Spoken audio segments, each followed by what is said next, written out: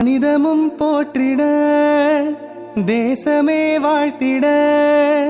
காலங்கள் பேசிட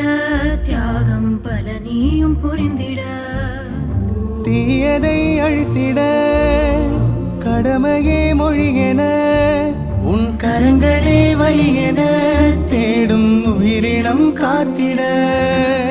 உணர்வு ஒன்றாகி மனிதம்